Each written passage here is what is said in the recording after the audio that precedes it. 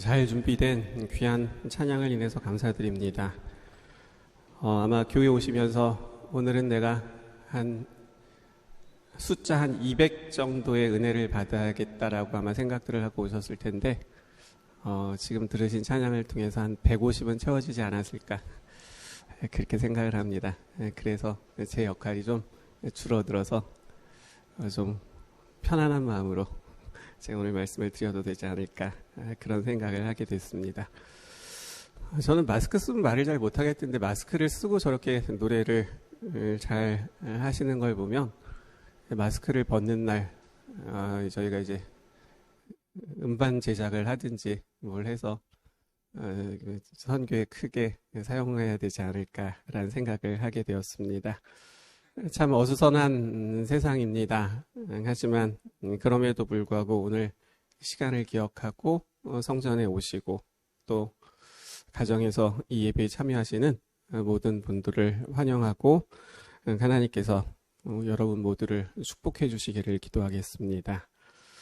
오늘은 왜 허락하셨을까라는 그러한 제목으로 말씀을 좀 나누고 또 주시는 은혜를 받기를 원합니다.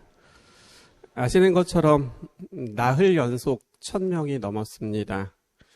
수요일에는 1168명, 목요일에는 1227명, 어제는 1236명, 그리고 오늘은 드디어 1300명을 넘었습니다.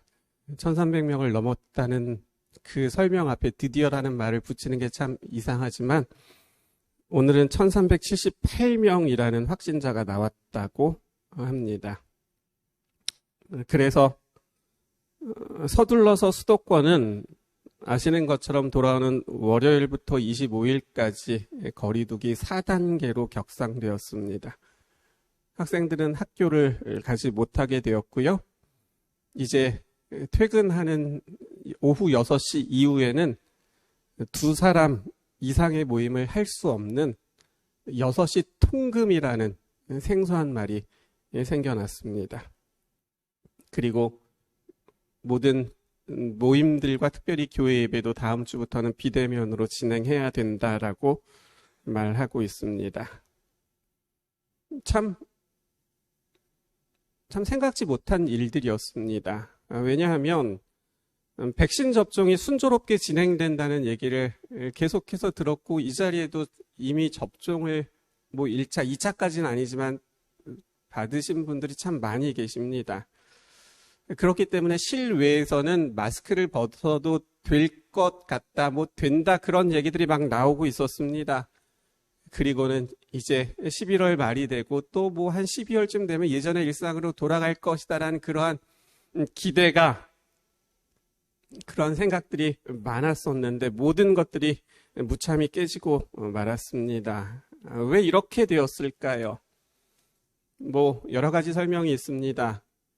코로나 그 바이러스에 대한 치료제가 아직 없고 백신 접종도 완료되지 않았는데, 그렇기 때문에 2019년도에 처음 나온 그 첫 번째 바이러스 코로나도 아직 잘 대처하지 못하고 치료하지 못하고 있는데 변이가 생겼고 또 델타까지 나오게 돼서 그것을 막아내지 못한 결과라고 이제 과학과 의학은 설명하고 있는 것이죠. 그런 설명을 늘 들을 때마다 드는 생각이 있습니다. 과학적으로는 그 말이 맞겠죠. 의학적으로도 그 말이 틀리지 않을 겁니다.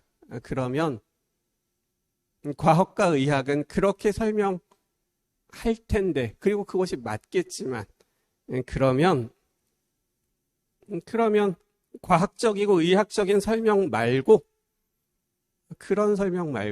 그러면 성경은 거리두기 4단계도의 격상에 대해서 어떻게 설명하고 있는가라는 것입니다.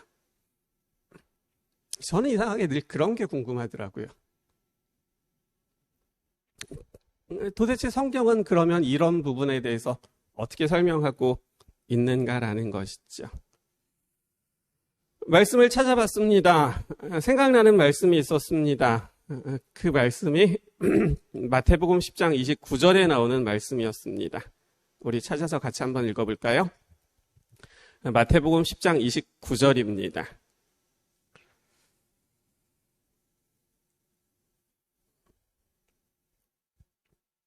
예수님께서 하신 말씀인데요. 마태복음 10장 29절 우리 같이 읽겠습니다. 참새 2마리 읽습니다. 시작. 참새 2마리가 한 아사리온에 팔리지 않느냐. 그러나 너희 아버지께서 허락하지 아니하시면 그 하나도 땅에 떨어지지 아니하리라. 누가 하신 말씀이에요? 예수님께서 하신 말씀입니다. 그리고 우리는 이 말씀을 믿습니다. 여러분 정말 이 말씀을 믿으십니까? 예. 그러면 우리가 믿는 이 말씀을 가지고 지금 우리 앞에 일어난 사회적 거리두기 4단계 격상을 설명하면 어떻게 될까요? 단순합니다. 하나님께서 허락하셨기 때문에 일어난 일이라는 것이지요. 궁금해집니다. 말씀의 제목이 여기서 나오죠. 왜 허락하셨을까라는 것입니다. 하나님께서 허락하지 않으셨다면 날아다니는 참새 한 마리도 떨어지지 못하는 것이 맞는데, 그렇기 때문에 지금 일어나고 있는 모든 일들은 하나님께서 허락하셨기 때문에 일어나는 일들인 것을 우리가 믿는데, 그러면 하나님께서는 왜 허락하셨을까라는 것이지요. 사적 모임 제한은 그렇다 치더라도 그냥 끼리끼리 모여서 노는 것, 그런 건 좀 그렇다 치더라도 당장 다음 주부터 교회 예배에 참석하지 못하게 되는 그런 행정명령이 내릴 것을 아셨음에도 불구하고 왜 허락하셨을까라는 것이지요. 그래서 오늘은 그 질문에 대한 답을 좀 성경에서 찾아보려고 합니다. 그리고 그 말씀을 함께 나누려고 합니다. 이제 오늘 본문의 말씀을, 첫 번째 본문의 말씀을 보시겠습니다. 출애굽기 15장입니다. 출애굽기 15장 22절과 23절에 있는 말씀을 보겠습니다. 모세가 홍해에서 이스라엘을 인도하매 그들이 나와서 수르 광야로 들어가서 거기서 사흘 길을 걸었으나 물을 얻지 못하고 마라에 이르렀더니 그곳 물이 써서 마시지 못하겠으므로 그 이름을 마라라 하였더라.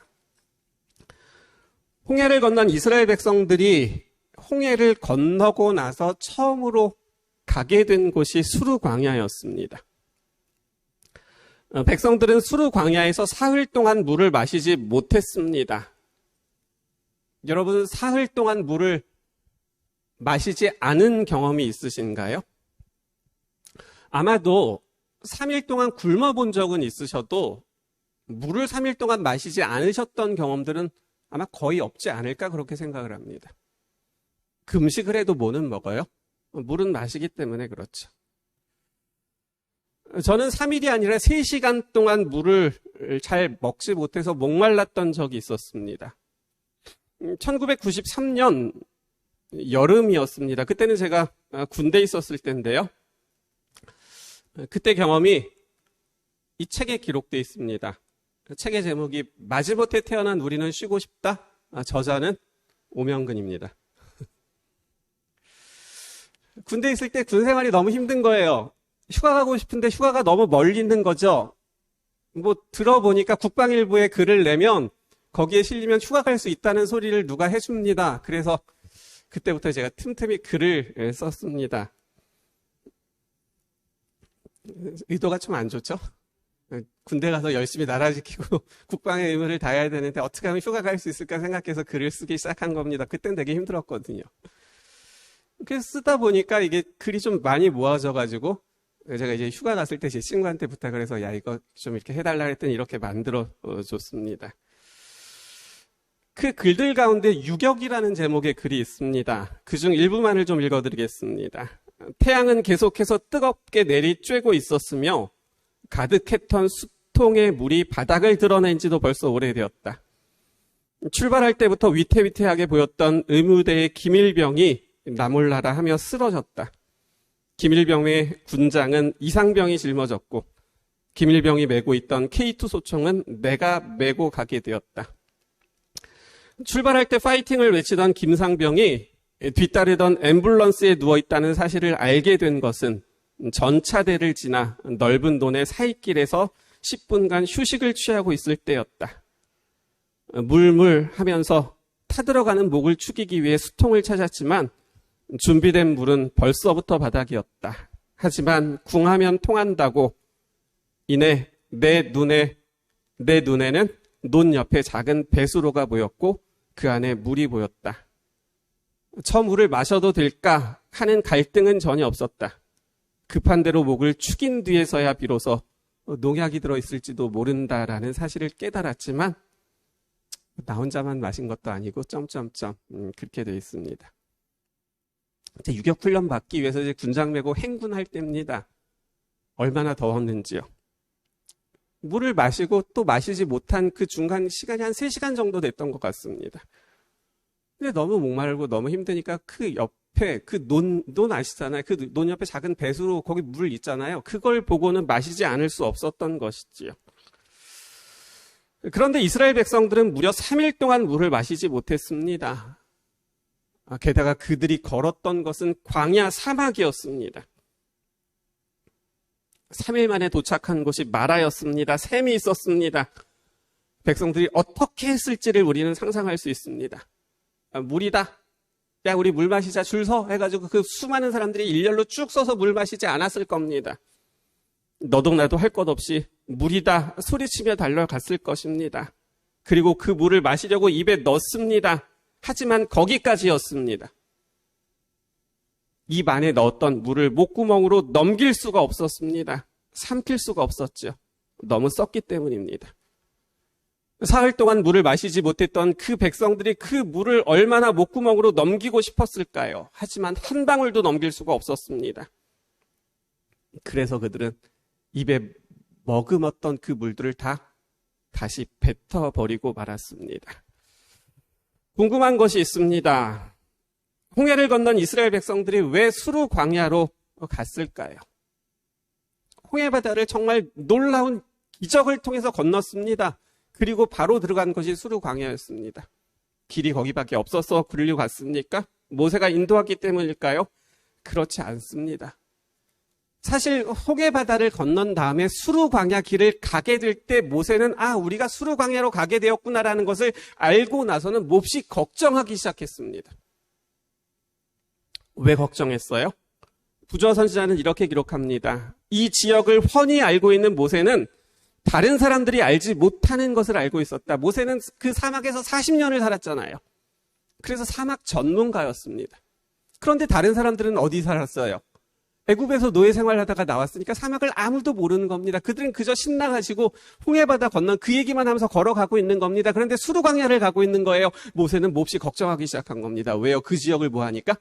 알고 있으니까. 여긴 뭐가 없어요. 샘이 없다는 것을 알고 있으니까요. 이곳에서 가장 가까운 마라에는 샘물이 있었으나 그 물은 마시기에 부적당하였다.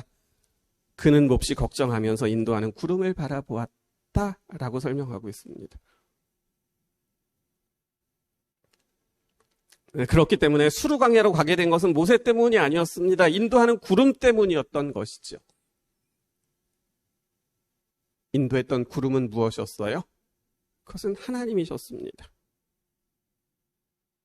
여호와께서 그들 앞에 가시며 낮에는 구름 기둥으로 그들을 인도하셨다. 그렇기 때문에 백성들을 수르 광야로 인도하신 분은 하나님이셨던 겁니다. 하나님께서 백성들을 마실 물이 없는 곳으로 인도하셨다라는 것이죠. 하나님은 물이 없는 것을 모르셨습니까? 그렇지 않습니다. 모세도 알고 있는 걸 하나님이 왜 모르십니까? 물이 없는 걸 아셨습니다. 그래서 물을 마시지 못할 것을 아셨습니다. 물을 마시지 못하면 그 백성들이 또 원망하고 불평할 것을 아셨습니다. 그런데도 그리로 인도하셨습니다. 불평할 것을 아셨는데, 원망할 것을 아셨는데, 소리치고 난리칠 것을 아셨는데 그리로 인도하셨다라는 겁니다. 이유가 있었습니다. 그 이유를 25절에서 우리는 발견하게 됩니다. 15장 25절 같이 읽겠습니다. 모세가 시작. 모세가 여호와께 부르짖었더니 여호와께서 그에게 한 나무를 가리키시니 그가 물에 던지니 물이 달게 되었더라. 거기서 여호와께서 그들을 위하여 법도와 율례를 정하시고 그들을 시험하실세. 지금 우리가 읽은 25절 말씀 가운데 주목해야 될 단어 하나가 있습니다. 무엇일까요? 그것은 시험이라는 단어입니다. 하나님께서 그 백성들을 시험하셨다는 겁니다. 하나님 너무하신 거 아닙니까? 사흘 동안 물을 마시지 못해서 힘들어하고 불평하고 원망할 것을 아셨는데 잘못하면 목말라 죽을 뻔했는데 어떻게 그 물을 가지고 시험하실 수 있으실까요? 너무하신 거 아닙니까? 그런데 그렇지 않았습니다. 성경 주석은 시험하셨다라는 부분을 이렇게 설명하고 있습니다. 읽어드릴게요. 이러한 시험들은 그들이 가나안에서 맡게 될 경험을 위해서, 그리고 들어보세요. 비교적 쉬운 환경 아래서 그들을 훈련시키고자 하는 하나님의 계획의 일부였다. 비교적 어떤 환경이요? 비교적 쉬운 환경 아래서 그들을 훈련시키고자 하는 하나님의 계획의 일부였다라고 설명하고 있는 겁니다. 그래서 지금 출애굽기 15장에 나오는 이 시험이라는 단어는 무슨 뜻인 거예요? 훈련이라는 뜻이죠. 어떤 훈련일까요? 무슨 훈련이죠? 이제 26절 보세요.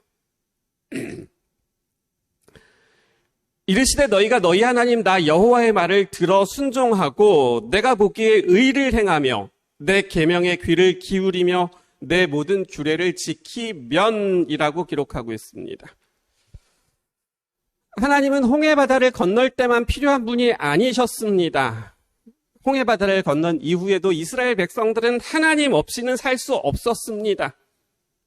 그들은 계속해서 사막을 걸어가야 됐습니다. 하나님 없이는 한 걸음도 나갈 수 없었습니다. 그런데 이 백성들이 그렇게 자기 스스로 한 걸음도 나갈 수 없음에도 불구하고 그 백성들이 그렇게 절대적으로 필요한 하나님을 찾는 일이 훈련되어 있지 않았던 겁니다. 배가 고프면, 물이 없으면, 생명의 위협을 느끼게 되면 그들이 해야 될 첫 번째는 하나님을 기억하고 하나님께 부르짖는 일이어야 했었는데 그것이 훈련되어 있지 않았던 겁니다. 그래서 하나님은 그들을 훈련하셨던 것이지요. 성경 주석은 말하기를 비교적 쉬운 환경 아래서 그들을 훈련하셨다고 말합니다. 하나님을 찾는 일이 그들의 삶의 첫째가 되게 하시기 위함이었던 것이지요. 그러면요, 하나님께서 그 백성들을 그렇게 훈련시키신 이유가 뭐죠? 다시 16절 보세요. 가라사대 너희가 너희 하나님 나 여호와의 말을 청종하고 나의 보기에 의를 행하며 내 계명에 귀를 기울이며 내 모든 규례를 지키면, 이제 여기까지는 아까 읽었죠? 그리고 보세요. 내가 애굽 사람에게 내린 모든 질병 중 하나도 너희에게 내리지 아니하리니 나는 너희를 치료하는 여호와임이라. 하나님께서는 질병이 아니라 축복을 백성들에게 주길 원하셨습니다. 그런데 하나님의 축복을 받을 수 있는 방법은 그들이 하나님의 말씀을 청종하고 순종하는 데 달려 있었습니다. 생명은 우리의 것이 아니라 하나님께서 주셔서 갖게 된 것입니다. 생명은 우리의 것이 아니라 하나님께서 주셔서 갖게 된 것이지요. 사람을 창조하셨을 때 코에 생기를 불어 넣으셨습니다. 그랬을 때 살아있는 사람이 되었던 것이지요. 이스라엘 백성들이 출애굽을 해서 자유를 얻게 되었지만 얻은 자유를 가지고 그 백성들이 할 수 있는 일은 아무것도 없었습니다. 그 백성들끼리, 너희들끼리 한번 가봐 했으면 그 백성들이 가나안까지 갈 수 있었을까요? 갈 수 없었습니다. 아니, 목사님 왜 못 가요? 빨리 가면 일주일 만에 갈 수 있다면서요. 맞습니다. 빨리 가면 일주일 만에 갈 수 있습니다. 그런데 그들이 가는 빠른 길에는 누가 살고 있어요? 블레셋 사람들이 살고 있습니다. 그 사람들이 길을 내주지 않습니다. 도망친 노예들이라고 그들이 잡아서 죽일 겁니다. 또 빠른 길이 있었습니다. 그 길은 에돔 사람들이 지키고 있었습니다. 에돔 사람들이 길을 내줬어요? 안 내줬습니다. 그 길로도 가지 못하는 거죠. 그렇기 때문에 이스라엘 백성들은 가나안에 가기 위해서 그들은 그 사막을 돌아서 여행해야만 했었던 것이지요. 그들이 그 길을 갈 수 있었을까요? 갈 수 없습니다. 그들은 광야에서 다 축복받았을 겁니다. 하나님의 보호하심과 도우심이 없이 그들은 한 걸음도 전진할 수 없었던 것이지요. 그렇기 때문에 하나님은 그 백성들을 도와주시기 위하여, 전진하여 가나안으로 갈 수 있게 하시기 위하여 말씀을 선택하라고 하셨던 겁니다. 왜냐하면 말씀만이 그 백성들에게 생명이기 때문에 그렇습니다. 순종하는 것이 하나님의 도우심을 선택하는 것이기 때문입니다. 그런데 그 백성들이 그것이 전혀 훈련되어 있지 않았던 겁니다. 그래서 문제가 생기고 어려움만 생기면 불평하고 원망했었던 것이지요. 25절을 다시 보세요. 모세가 여호와께 부르짖었더니 여호와께서 그에게 한 나무를 가리키시니 그가 물에 던지니 물이 달게 되었더라. 백성들이 물을 얻지 못했던 것이 하나님의 훈련이었음이 이 말씀에서 다시 확인이 됩니다. 훈련의 목적은 무엇이었어요? 하나님을, 문제가 생겼을 때 하나님을 찾고 하나님께 구하는 것이 훈련의 목적이었습니다. 그런데 지금 모세가 어떻게 하죠? 써서 달지 마실 수 없게 되었다는 것을 확인했을 때 다른 백성들은 불평합니다. 원망합니다. 왜 여기서 우리를 죽게 하느냐고 그렇게 나구성치면서 소리를 칩니다. 그런데 그 백성들 가운데 유일하게 훈련되어 있었던 모세는 지금 어떻게 합니까? 문제가 생겼다는 것을 깨달았을 때 하나님께 구합니다. 그랬더니 하나님께서 모세에게 뭐 하셨어요? 한 나무를 가리켜 주십니다. 그러자 모세가 말씀하신 대로 그 나뭇가지를 꺾어서 물에 던졌던 것이지요. 그랬더니 물이 달아졌던 겁니다. 우리가 읽은 짧은 말씀에는 4가지 행동이 계속됩니다. 첫째는 하나님께 부르짖습니다. 이것은 하나님을 찾는 일이죠. 둘째, 하나님께서 한 나무를 지시하셨습니다. 하나님께서 말씀하시는 거죠. 셋째, 모세가 하나님께서 지시하신 나무를 말씀하신 대로 물에 던졌습니다. 이것은 순종이었고 이것은 믿음 행동이었습니다. 아니 하나님, 뭐 가루라도 좀 주셔야 되는 거 아니에요? 아니 어떻게 저 아무렇지도 않은 저 나뭇가지를 어떻게 던져요? 아니 하나님, 뭐 이렇게 좀 뭔가 있는 것처럼 한 오른쪽으로 3번, 왼쪽으로 4번 이렇게 절하고 그렇게 말씀해 주셔야 되는 거 아니에요? 말씀하지 않았습니다. 말씀하신 대로 꺾어서 던졌습니다. 그랬더니 어떻게 됐어요? 물이 달아졌습니다. 쓴물이 바뀐 것이죠. 마시지 못해서 원망했던 물이 던져진 나뭇가지 하나로 달아져서 마실 수 있게 되었고 죽게 되었던 그들은 다시 살 수 있게 되었던 것이죠. 하나님께서는 백성들에게 이것이 훈련되기를 원하셨던 겁니다. 불평하고 원망하기보다는 하나님 찾기를 원하십니다. 찾는 것만 하는 것이 아니라 하나님 저에게 문제가 생겼습니다라고 부르짖은 이후에는 그 문제에 대해서 하나님께서 뭐라고 말씀하시는지 좀 듣기를 원하셨던 겁니다. 그분의 뜻을 알아야 된다는 것이죠. 그리고 말씀하신 대로 순종하는 겁니다. 그랬을 때 쓴물이 달아진 것이죠. 백성들은 마실 수 없었던 그 물을 다시 마실 수 있었고 죽게 되었던 그들은 하나님으로 인하여 구원을 얻게 되었던 것이지요. 이것이 백성들에게 필요한 훈련이었습니다. 이것만 훈련되면 그들이 사막 한가운데 있을지라도 그 환경이 전혀 문제가 되지 않을 것입니다. 그들이 샘이 전혀 없는 것, 먹을 것이 전혀 없는 것, 그저 보이는 것이 모래뿐인 사막이라 할지라도 이것만 훈련되면 그들은 광야가 아니라 어디에서 사는 것처럼요? 가나안에서 사는 것처럼 살아갈 수 있기 때문이었던 것이죠. 그래서 하나님은 백성들을 물이 없는 수르광야로 인도하셨던 겁니다. 비교적 쉬운 환경 아래서 그들을 훈련하셨던 것이죠. 그러면 이렇게 말할 수 있을 겁니다. 목사님, 그러면요, 이스라엘 백성들을 훈련하시기 위해서 수르광야로 가게 하셨던 것처럼 우리도 훈련하시기 위해서 지금 4단계로의 격상을 허락하셨다 이렇게 말씀하실 거죠? 라고 아무도 안 물으시지만 저 혼자 그렇게 묻습니다. 그렇죠?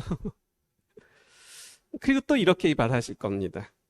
그런데 목사님, 그런 훈련이 이스라엘 백성들에게 필요했다는 것은 이해합니다. 왜냐하면 우리 전에 살펴봤듯이 이스라엘 백성들은 출애굽을 위해서 전혀 준비되지 않았다는 것을 우리가 확인했기 때문에요. 그들은 노예 생활을 하면서 하나님을 잊어버리고 살았다는 것을 알기 때문에 그 훈련이 백성들에게 필요하다는 것을 압니다. 이제 막 광야 생활을 시작했으니 그런 훈련이 되어 있지 않았고 훈련이 필요한 걸 이해하죠. 하지만 우리는 좀 다르지 않나요? 우리는 믿음 생활한 지 꽤 오래되었고 우리 그 정도는 알고 있다고요. 그런데 우리에게 또 훈련이 필요할까요? 라고 아무도 저에게 묻지 않으시겠지만 제가 그렇게 묻습니다. 그러면 그런 훈련은 이제 신앙생활을 막 시작한 광야 생활을 이제 막 시작한 이스라엘 백성들에게만 필요했을까요? 아니요. 그렇지 않다는 것이죠. 이제 오늘 두 번째 본문 갑니다. 마가복음 4장입니다.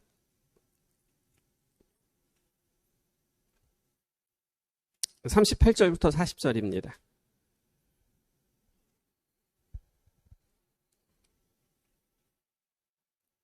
마가복음 4장 38절부터 40절입니다.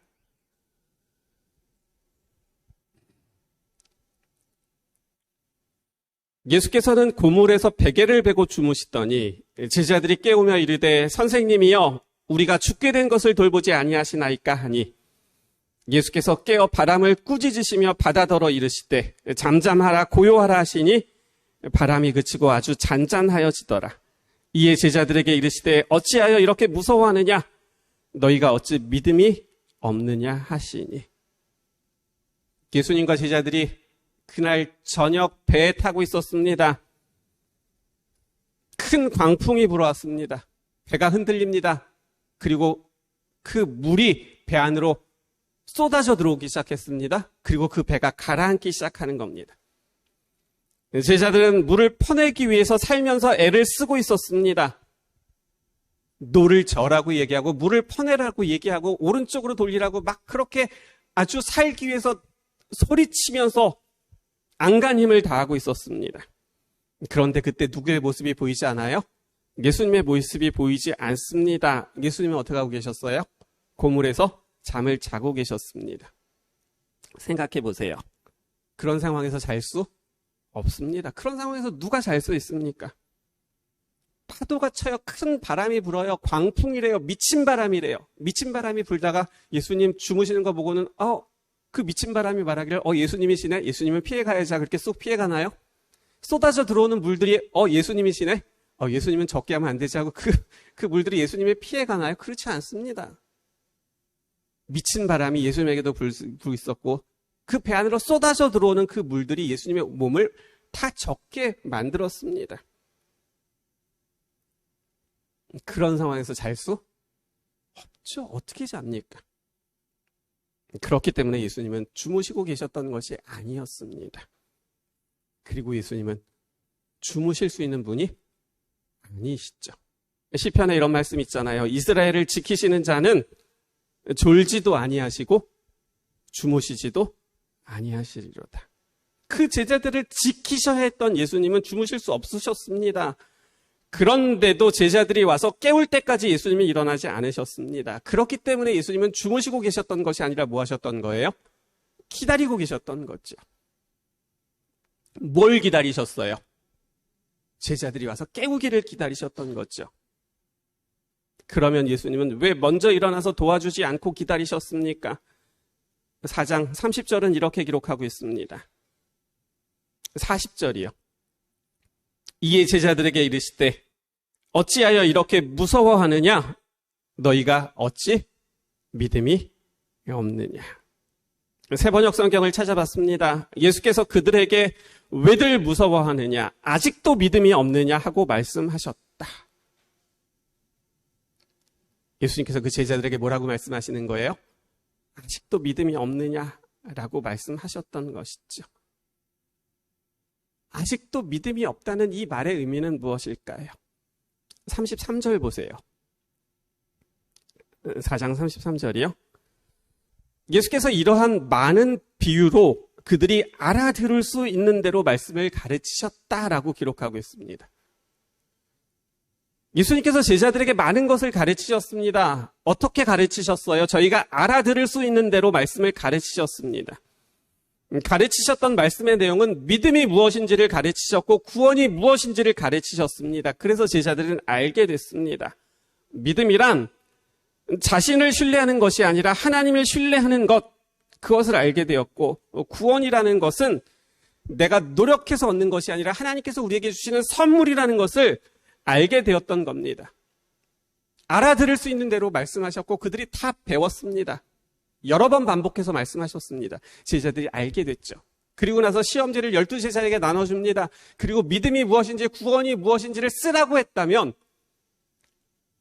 평생을 학교에서 시험을 한 번도 봐보지 않았던 그 어부들이라 할지라도 몇 점 맞아요? 100점 맞았을 겁니다. 왜요? 알아들을 수 있는 대로 귀에 따갑게 들었었던 것이거든요. 그런데요, 예수님이 원하시는 것은 그렇게 아는 것이 아니었습니다. 물론 제자들이 믿음이 무엇인지를 머리로 이해하는 것도 중요했습니다. 그러나 예수님께서 원하시는 것은 제자들이 그렇게 머리로만 이해하는 것이 아니라 정말로 알게 된 것을 가지고 아는 사람처럼 살기를 원하셨던 것이죠.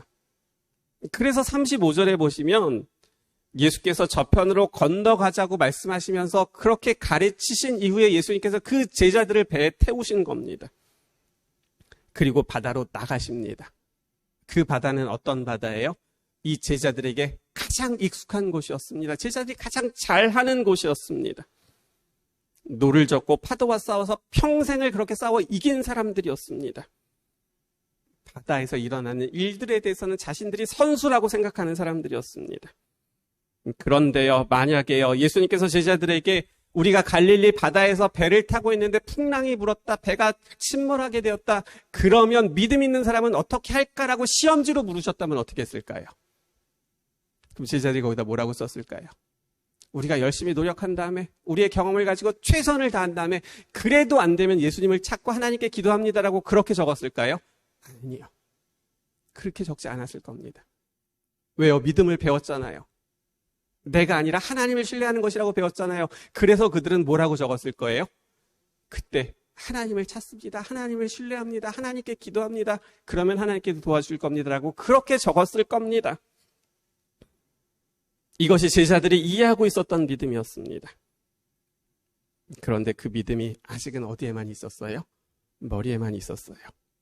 그래서 예수님께서 그 제자들을 데리고 어디로 나가셨던 거예요? 그날 저녁 바다로 나가셨던 겁니다. 바람이 불고 파도가 치기 시작합니다. 그러자 백성들이 어떻게 행동했어요? 역시 머리로만 이해하고 있는 사람처럼 행동합니다. 노를 젓습니다. 물을 퍼냅니다. 살기 위해 열심히 노력합니다. 하지만 그들은 열심히 노력했을지 몰라도 예수님께서 자기들 곁에 계시다는 사실을 뭐하지 못하고 있었어요? 그들은 기억하지 못하고 있었습니다. 시험지의 답은 먼저 예수님을 찾아야 된다라고 기록했을지 몰라도 지금 제자들의 모습은 자기들이 노력해서 살려는, 다시 말하면 예수님께서 그렇게 가르쳐 주셨던 그 믿음을 가지지 못한 모습을 보이고 있었던 것이지요. 그래서 훈련되지 못했던 것은 이제 막 출애굽한 이스라엘 백성들에게만 있는 문제가 아니었다는 겁니다. 제자들은 3년 반 동안 예수님 곁을 가장 가까이서 지켰던 사람들입니다. 말씀을 가장 많이 들었던 사람입니다. 예수님께서 베푸셨던 이적을 끊임없이 봤습니다. 죽은 사람이 살아나는 것만도 여러 번 봤습니다. 그런데도 그 믿음이 어디에만 있었던 거예요? 머리에만 있었던 것이죠. 그래서 문제가 생겼을 때 제자들은 몰랐던, 알지 못했던 백성들처럼 동일하게 행동하고 있었다라는 것이죠. 그러면요, 이제 우리는 어떨까요? 시대소망 336쪽은 이렇게 기록하고 있습니다. 우리는 얼마나 흔히 제자들이 겪은 경험을 겪는가? 시험의 태풍이 점점 거세어지고 번갯불이 무섭게 번쩍거리며 파도가 우리를 덮칠 때 우리는 우리를 도우실 수 있는 예수가 계심을 잊어버리고 홀로 폭풍과 싸운다. 우리의 희망이 사라지고 멸망 직전에 빠질 때까지 우리는 자신의 힘을 의뢰한다. 그때야 우리는 예수를 기억한다. 그러나 만일 우리를 구하시도록 예수께 요청한다면 우리의 부르짖음은 헛되지 아니할 것이다. 예수께서는 우리의 불신과 자기 신뢰를 슬프게 책망하시지만 우리가 요청하는 도움을 우리에게 주지 못하는 일이 결코 없으시다. 육지건 바다건 우리가 주님을 마음속에 모시고 있다면 두려워할 필요가 없다. 주께 대한 산 믿음이 인생의 바다를 잔잔하게 할 것이요. 당신이 가장 좋다고 생각하시는 방식으로 우리를 위험에서 건져내실 것이다. 읽어드린 말씀은 우리로 하여금 몇 가지를 기억하게 도와줍니다. 첫째, 우리도 제자들처럼 예수님께서 계심을 잃어버리고 홀로 폭풍과 싸우고 있다는 것입니다. 둘째, 우리의 모습은 그렇게 여전히 자신의 힘을 의지하고 있다는 것이지요. 셋째, 우리가 해야 될 일은 먼저 예수님께 요청하는 것이 되어야 한다는 것입니다. 넷째, 육지건 바다건 우리가 구주를 마음속에 모시고 있다면, 정말 내 안에 주님이 계시다면 우리가 어느 곳에 있든지 우리는 두려워할 이유가 없다는 것이죠.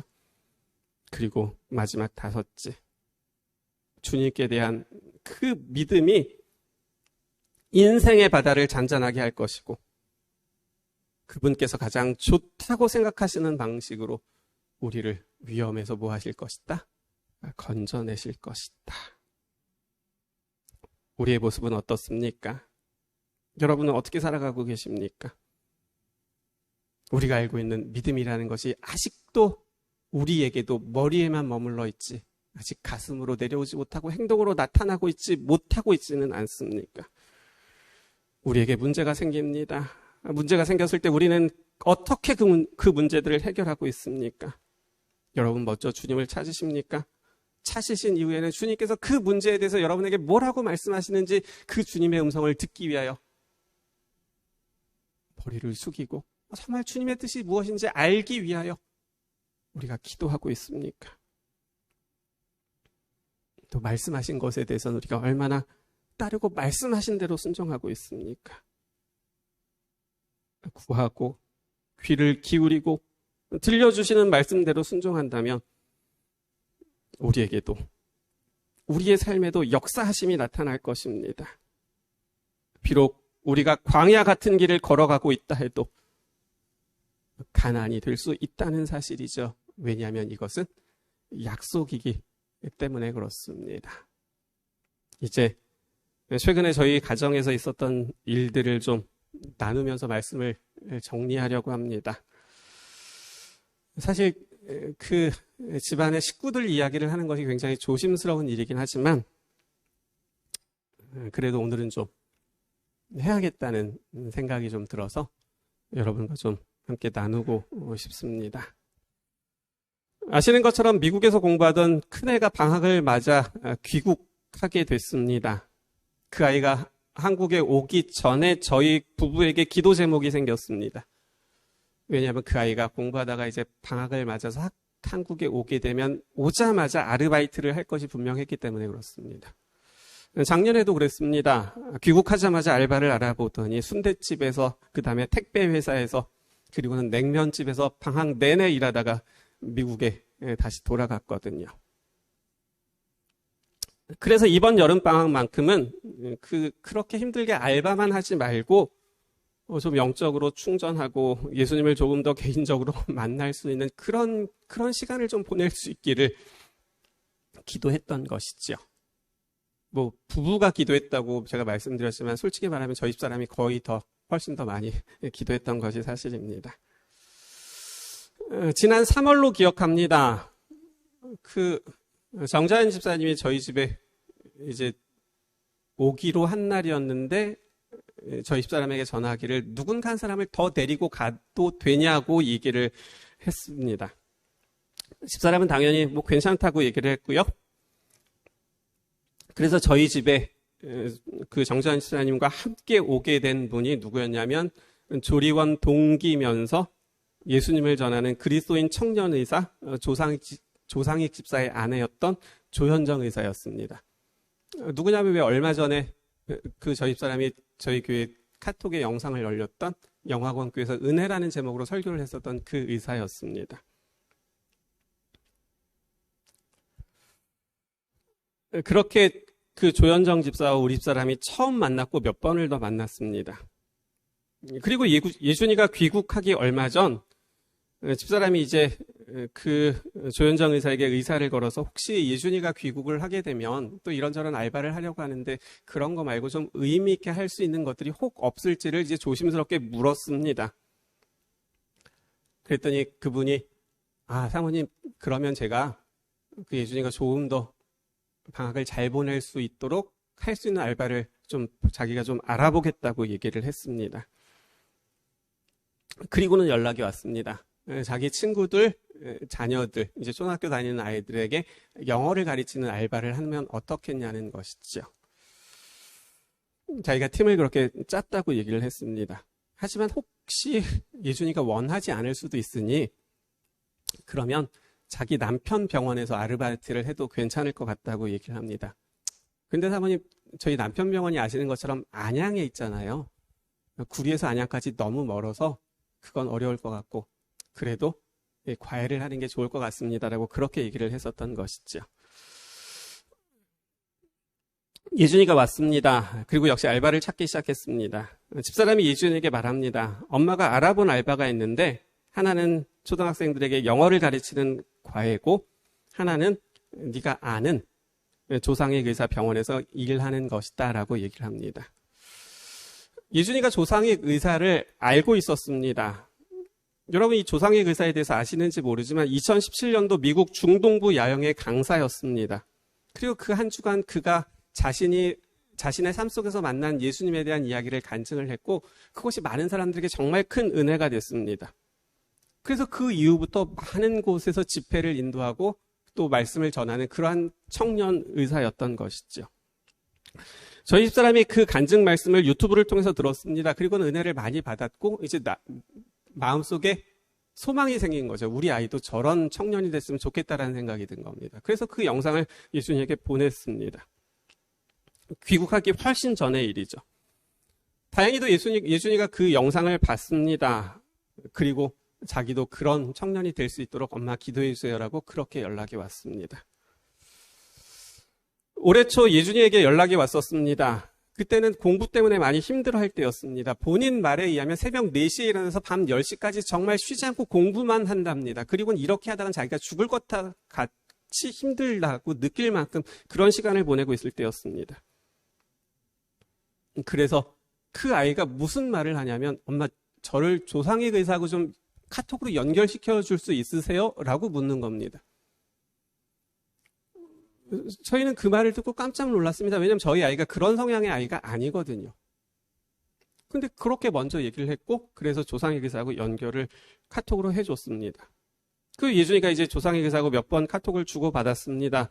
그리고 나선 저희 아이가 달라진 겁니다. 어느 날 전화해서는 엄마, 대쟁투 총서를 좀 보내주세요 라고 얘기를 하는 겁니다. 그리고는 저희는 몰랐는데 제 여동생이 미국에 있거든요. 제 여동생하고 저희 집사람이 통화를 하다 보니까 그 예준이가 고기를 끊고 채식을 한다는 사실을 저희는 아이를 통해서 들은 것이 아니라 고모를 통해서 알게 됐던 것이죠. 이제 조상익 의사와 상담을 하고 연락을 주고받으면서 일어난 변화들이었습니다. 저희는 당연히 예준이가 아르바이트로 과외를 선택할 것이라고 생각했습니다. 왜냐하면 가깝고 그다음에 아르바이트 중에 과외만큼 가성비 좋은 게 어디 있습니까? 그렇죠? 자기 시간도 많이 가질 수 있고요. 안양은 너무 멀잖아요. 저희 집에서 2시간 걸립니다. 그런데 예준이가 생각을 해보더니 자기는 초등학생들을 가르칠 자신이 없으니 병원 가서 알바를 하겠다고 합니다. 그리고는 구리에서 안양역 그 병원이 있는 곳까지 대중교통을 이용해서 어떻게 갈 수 있는지를 검색해 보니까 놀랍게도 저희 집 바로 앞에서 버스를 한 번만 타면 그 병원 앞에 도착하는 버스가 있었던 겁니다. 환승할 필요도 없었습니다. 시간은 1시간 40분에서 2시간 정도 걸리는 먼 곳이었지만 그래도 뭐 왔다 갔다 하면서 차에서 자면 되니까 괜찮습니다라고 얘기를 했던 거죠. 격리가 풀리고 바로 병원 알바를 시작했습니다. 아침 6시 일어나서 준비해서 8시 반까지 병원에 갑니다. 그리고 6시까지 알바를 하고 다시 버스 타고 집에 오면 저녁 8시가 넘습니다. 버스 타는 건 한 번이지만 너무 먼 길이었고 집에 오면 너무 힘드니까 애가 녹초가 돼서 아무것도 하지 못하게 된 거죠.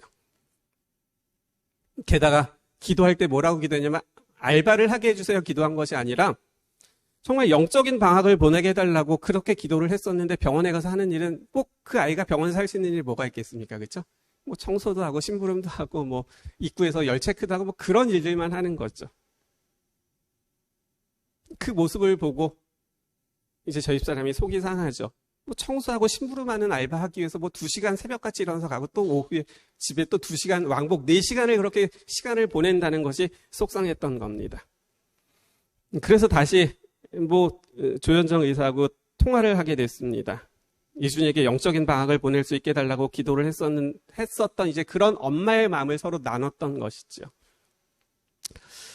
그랬더니 조현정 의사가 이런 말을 했습니다. 사모님, 저도 목회자 가정에서 자라서 유학을 가서 그렇게 경제적으로 힘들게 공부하는 것이 얼마나 어렵다는 것을 저도 알아요. 그래서 제가 예준이에게 장학금을 주고 싶어요. 정말 이번 방학만큼은 돈 걱정하지 않고 편하게 쉬다가 다시 가서 공부할 수 있도록 그렇게 도와주고 싶어요 라고 말을 하는 겁니다. 하지만 그러한 제안은 받아들일 수가 없었습니다.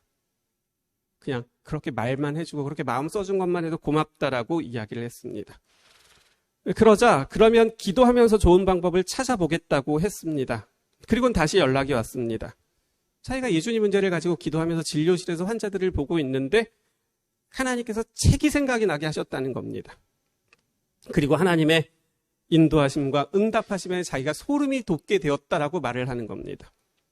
그게 무엇인지 물었습니다. 그랬더니 이렇게 말했습니다. 아까 말씀드렸던 것처럼 조상의 기사가 2017년도에 그 야영회를 인도하면서 그 살아있는 그 간증이 많은 사람들의 마음에 와닿습니다. 큰 은혜가 됐었던 것이죠. 그런데 미국에는 그 자녀들 2세대들이 있잖아요. 2세대들은 한국말을 잘 못 알아듣잖아요. 우리 유정만 장로님 사위가 어때요? 한국 사람인데 그 영어는 잘 알았지만 한국말을 잘 못 알아듣잖아요. 그렇기 때문에 그 강의하는 것에 그 말씀을 전하는 것에 영어 자막을 달아주는 것을 좀 했으면 좋겠다라는 요청이 있었고 또 하나는 이렇게 제한된 시간의 간증만으로는 그 모든 경험을 다 담아낼 수가 없잖아요. 그렇기 때문에 시간을 두고 그 경험들을 A부터 Z까지 다 책으로 써서 그 책을 번역해서 출판할 수 있도록 도와줘서 그래서 우리 아이들이 그 책을 읽고는 살아계신 하나님을 만날 수 있게 도와달라는 그러한 요청이었던 겁니다. 그래서 조상의 의사가 틈틈이 자신의 이야기를 썼습니다. 그랬더니 200페이지가 넘는 책이 됐죠. 하지만 책을 출간하지는 않았습니다.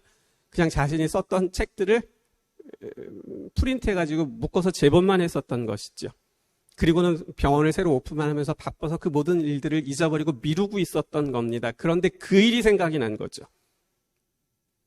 책을 집필하고 나서는 책을 번역해야 되잖아요. 이건 1차적으로 미국에 출판하기 위한 것이었거든요. 그래서 그 일을 삼육대학교의 모 교수님에게 부탁해야지라고 생각만 하고 있었습니다. 그런데 마침 예준이가 자신들에게 왔고 예준이가 번역을 할 수 있을 거라는 생각을 해서 이 조현정 의사가 자기 남편에게 의견을 물었더니 너무 좋다고 말하는 겁니다. 그리고는 자신들이 바빴기 때문에 미뤄뒀던 그 책을 출판하는 번역을 예준이에게 맡기기로 자신들이 결정했다는 것이죠. 하지만 저희는 거절했습니다. 왜냐하면 예준이는 번역을 해본 적이 한 번도 없습니다. 게다가 영어를 한글로 번역하는 것이 아니라 한글을 영어로 번역하는 겁니다. 그렇기 때문에 더 쉽지 않은 일이었습니다. 그렇기 때문에 괜찮다고 영어 번역하는 건 우리 아이가 능력이 안 되고 부족하니까 안 되고 그냥 그 책을 읽을 수만 있게 해줘도 너무 고맙고 감사하다고 그렇게 얘기를 했죠. 그러자 두 부부가 이렇게 말을 합니다. 사모님, 저희는 그렇게 생각하지 않습니다. 예준이가 부족함을 느끼고 기도하면서 번역을 하면 하나님께서 분명 도와주실 겁니다. 읽는 예준이에게도 은혜가 될 것이고 그 다음에 번역도 할 수 있도록 하나님께서 도와주실 겁니다. 그래서 저희는 이 책의 번역을 예준이에게 맡기기로 했습니다. 급하게 하지 않아도 됩니다. 알바하면서 천천히 해도 되니까 괜찮습니다라고 얘기를 한 거죠. 조상익 의사가 쓴 책의 제목이 내 삶 속의 예수님이라는 이게 아직 출판되지 않은 그런 책입니다. 어느 누구에게도 공개되지 않은 책이었던 거죠. 그리고 예준이에게 이 책을 줍니다. 그리고 이 책 맨 앞페이지에다가 이제 조상익 의사가 예준이에게 이제 편지를 써서 이렇게 줬습니다. 일부만 읽어보면 이렇습니다. 나를 인도하신 하나님께 감사하는 마음이 너무 커서 내 평생 나를 지켜주시고 인도하신 내 삶 속의 예수님을 내가 어찌 전하지 않을 수 있을까? 그렇게 내 삶의 모든 간증을 이 책에 담았어. 나보다 어린 누군가가 우리의 아이들이 이 책을 읽고 제발 우리를 목숨보다 사랑하고 아끼신 우리의 진짜 아버지이신 하나님을 만나게 되기를 간절히 소망하면서 이 책을 이준희에게 맡긴다 라고 그렇게 써서 줬던 겁니다. 여러분 아시는 것처럼 번역하려면 한 번만 읽고 되나요? 안 됩니다. 읽고 또 읽어야 됩니다. 한글을 영어로 번역하고서 이것이 잘 됐는지 확인하고 또 확인해야 됩니다. 조상의 기사를 지켜주시고 인도하신 진짜 하나님 아버지에 대한 간증의 이야기를 읽고 또 읽어야 했었던 것이죠. 예준이가 그 책을 받고 집으로 오게 됐을 때 저희는 너무 감사했습니다. 예준이가 그런 말을 하더라고요. 제가 책을 받고 이제 버스 2시간 타고 오잖아요. 오면서 책의 앞에 부분을 읽었는데 읽으면서 자기의 마음이 여러 번 울컥했다라고 그렇게 얘기를 하더라고요. 책을 받은 것이 지난 6월 11일 딱 한 달 전이었습니다. 그리고 정말 하나님께서 도와주셔서 지난주에 책의 번역이 끝났습니다. 이 모든 것이 하나님께 구하고 맡겼을 때 일어난 일들이었습니다. 간증을 듣게 하셨고 간증을 예준이에게 보내게 하셨고 예준이가 조상의 의사와 연락하게 하셨고 조현정 의사가 일면식도 없는 우리 집을 방문하게 하셨고 집사람이 예준이 알바 문제를 그 의사와 의논하게 하셨고 과외가 아니라 병원으로 일하게 하셨고 마침 한 번에 가는 버스가 그것도 집 앞에 있는 가장 가까운 정류장에 있게 하셨고 책을 번역하는 일을 하게 하셔서 여러 번 읽게 하셨고 읽을 때마다 마음에 뭉클함을 주었고 그리고 번역을 끝나게 하셨던 것이죠. 돌이켜보면 이 모든 것들이 다 하나님의 계획 안에 있었다라는 것입니다. 제가 여러분들에게 드리고 싶은 말씀은 바로 이겁니다. 그 모든 것들이 우리 눈에는 하나도 보이지 않지만 이 모든 것들이 다 하나님의 계획 안에 있었다라는 것이죠. 이스라엘 백성들을 애굽에서 인도해내실 때 하나님은 하나님의 계획을 가지고 계셨습니다. 그것은 은혜였고 축복이었고 치료였습니다. 하지만 이스라엘 백성들이 하나님께서 준비해 주셨어도 주고 싶으셔도 그들이 손을 내밀어서 받지 않으면 그들에게 주어지지 못하는 것이죠. 하나님을 선택하고 말씀을 선택할 때 주어질 수 있는 것이었습니다. 그래서 하나님은 백성들이 그런 하나님의 준비하신 축복들을 받을 수 있도록 그래서 수르 광야로 인도하셨던 겁니다. 그곳에서 힘들고 어려울 때 어떻게 해야 되는지를 그 백성들로 하여금 경험하게 하시고 훈련하게 하셨던 것이죠. 우리도 마찬가지입니다. 하나님은 우리를 위하여서도 하나님의 계획을 가지고 계십니다. 그리고 우리가 하나님을 찾고 구하면 준비하신 모든 것들을 우리에게 다 주실 것입니다. 그런데 우리가 그것을 뭐하지 못하는 거예요. 우리가 구하지 못하고 살아가는 것이죠. 사도 베드로는 말합니다. 마지막 때 사단은 우는 사자처럼 두루 다니며 삼킬 자를 찾는다라고 기록하고 있습니다. 여러분 생각해 보세요. 여러분이 만약에 사단이라면, 여러분이 사탄이라면 여러분의 가정과 여러분들을 어떻게 하시겠습니까? 그냥 내버려 두실까요? 아니요, 그렇지 않을 겁니다. 어떻게 해서든지 문제가 생기게 할 겁니다. 어떻게든지 어렵게 할 겁니다. 어떻게든지 넘어지게 하려고 할 것입니다. 그런 것들이 오늘 우리가 살아가는 우리의 삶의 모습들이라는 것이지요. 경제적으로 흔들고 부부 사이를 흔들고 자녀들과 갈등이 일어나게 하고 그 모든 일들을 하는 겁니다. 그런데요, 우리는요, 폭풍 속에서 제자들처럼 우리를 도우실 수 있는 예수님이 계심을 잊어버리고 우리도 여전히 홀로 싸우고 있다는 것입니다. 믿음이 무엇인지를 평소에는 잘 설명할 수 있는데 막상 큰 일이 내 앞에 일어나게 되면 우리는 그 믿음이 무엇인지를 하나도 알지 못하는 사람처럼 그렇게 살아가고 있다라는 것이지요. 시험지에는 정답을 쓸 수 있는 지식을 가지고 있지만 막상 문제가 생기고 어려운 일들이 생기면 내 생각과 내 감정이 먼저 나서게 되는 것이지요. 여전히 머리로만 아는 사람처럼 그렇게 행동하고 있다는 것입니다. 변이 바이러스가 생겨도 전파되지 않게 하실 수 있으셨습니다. 그것이 뭐가 어렵겠습니까? 그런데도 아직은 허락하십니다. 그래서 사회적 거리두기 4단계로 격상되어 2주 동안은 비대면 예배도 드리게 하시면서까지도 허락하시는 겁니다. 바뀌어지면서 불편해진 것이 사실입니다. 어쩌면 우리가 가지고 있는 많은 계획들이 틀어졌던 것도 사실입니다. 그런데 지금 우리는 그 앞에서 선택할 수 있습니다. 도대체 왜 이렇게 되는 거야? 라고 불평할 수도 있고, 그 앞에서 하나님께서 왜 허락하셨을까? 하나님께서 이를 우리에게 왜 허락하셨고 나에게 왜 허락하셨을까? 이 일을 통해서 내가 듣기를 원하는 하나님의 음성이 무엇이고 이 일을 통하여 훈련되기를 원하는 것이 무엇인지를 우리는 뭐 할 수 있다는 거예요? 우리는 기도할 수 있다는 것이지요. 사랑하는 성도 여러분,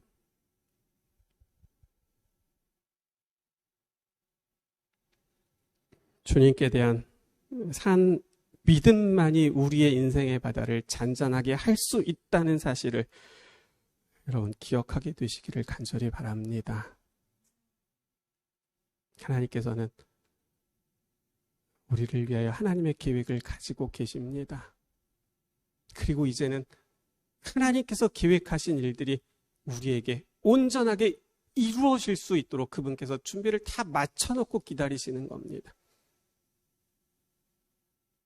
그런데 하나님께서 우리를 위해서 준비해 놓으신 것을 받아야 될 우리들이 아직까지도 믿음을 머리로만 이해하는 사람처럼 그렇게 살아가고 있다는 것이지요. 그래서 하나님께서 우리에게 다시금 허락하시는 겁니다.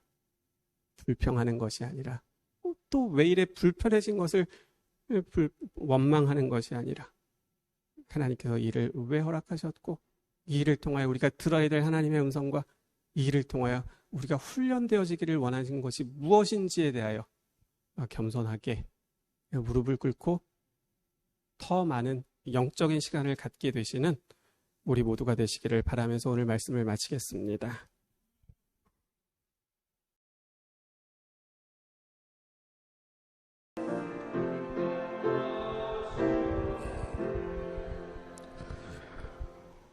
하나님,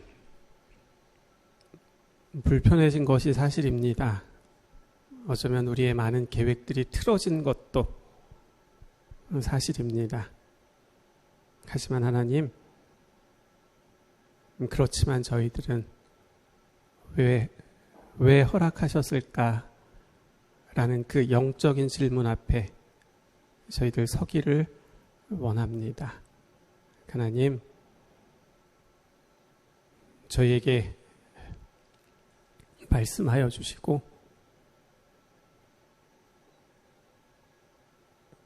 깨닫게 도와주시고 깨닫게 하시는 우리의 연약하고 부족한 것들을 가지고 주님 앞으로 나아가게 되는 이 4단계의 우리들의 시간이 될 수 있도록 하나님 도와주시옵소서.